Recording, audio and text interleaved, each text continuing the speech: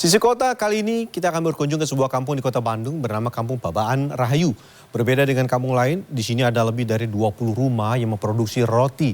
Sehingga kampung ini dijuluki Kampung Roti.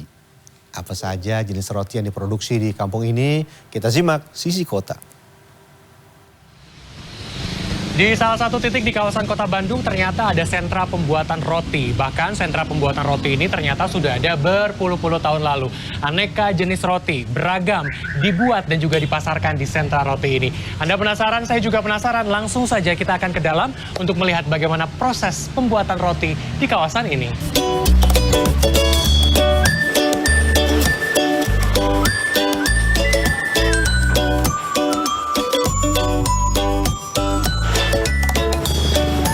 Pembuatan roti ini berada di Gang Babaan Rahayu, Kecamatan Bojongloa, Kalean, Kota Bandung.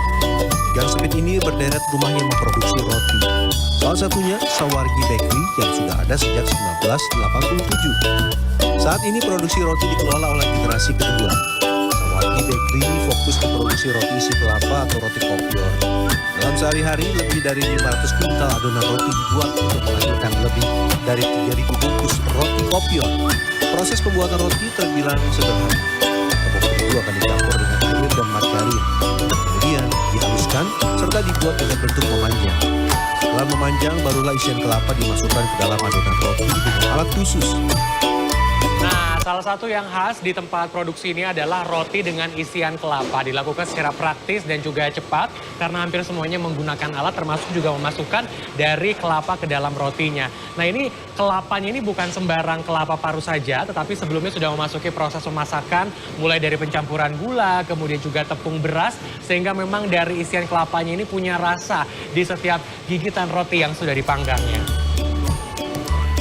Setelah isian kelapa masuk ke dalam roti, adonan kemudian disimpan dalam wadah khusus yang selanjutnya dimasukkan ke dalam tungku pembakaran. Jika pada awal berdiri 37 tahun lalu pengolahan dilakukan secara manual, maka sejak awal tahun 2000-an proses pengolahan sudah menggunakan teknologi.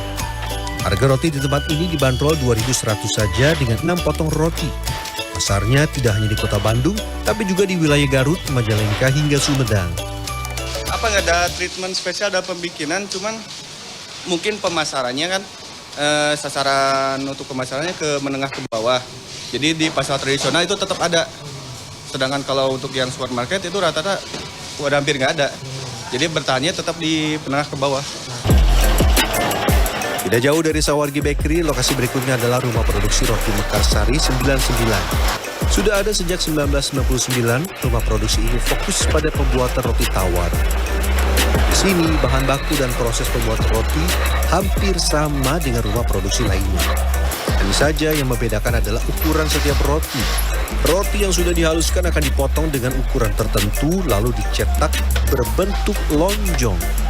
Nah, ini saya sedang masuk ke proses pemotongan adonan roti. Jadi proses pemotongan ini ternyata punya aturan. Salah satu aturannya adalah soal ukurannya yang harus sama. Satu potong roti di tempat ini dipatok kurang lebih ukurannya 300 gram ya Pak ya. Dan harus sama. Dan harus sama, tidak boleh lebih, tidak boleh kurang. Sehingga ketika proses pembakaran nanti, ketika sudah jadi nanti ukurannya akan sama ya Pak ya. Iya. Tadi saya coba agak susah, beberapa kali gagal ya Pak ya. Iya. Nggak apa-apa ya Pak ya? Pemula nggak apa-apa ya? Nggak apa-apa. Ini dia. Iya. Roti-roti yang sudah dipotong akan disimpan dalam suhu ruangan hingga mengembang sebelum akhirnya dipanggang. Roti yang sudah dipanggang akan berbentuk persegi panjang menyerupai balok. Berikutnya roti akan dipotong menjadi lembaran-lembaran kotak. Dalam sehari, rumah produksi ini mampu menjual lebih dari 2.000 bungkus roti tawar dengan harga Rp4.000 saja. Dalam sehari dibutuhkan sekitar 300 kuintal tepung terigu. Jumlah produksi ini jauh berkurang sejak pandemi COVID-19.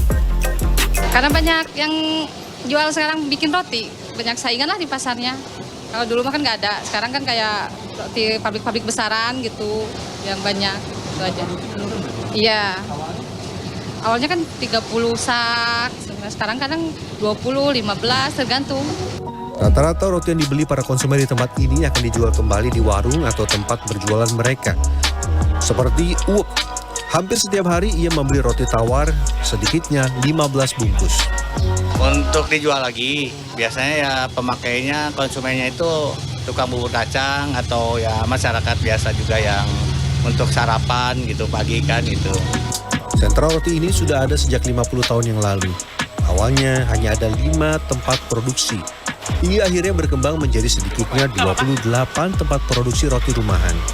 Sentra roti ini dihuni kurang lebih 1.200 jiwa dari sekitar 400 kepala keluarga. Dari 5 RT di RW ini, 70% pabrik roti berada di RT 5. Ciri khas dari roti di sini adalah harganya yang terjangkau. Ya dulunya sekitar tahun 70-an lah mulai ada beberapa sedikit pabrik-pabrik roti, terus berkembang sampai sekarang, dan sampai sekarang sudah generasi kedua yang di sini. Dadang menambahkan sejak 2015 lalu kawasan ini sudah disebut sebagai salah satu kampung produksi roti yang diresmikan wali kota saat itu, Ridwan Kamil. Tim Liputan CNN Indonesia, Bandung, Jawa Barat. Sesaat lagi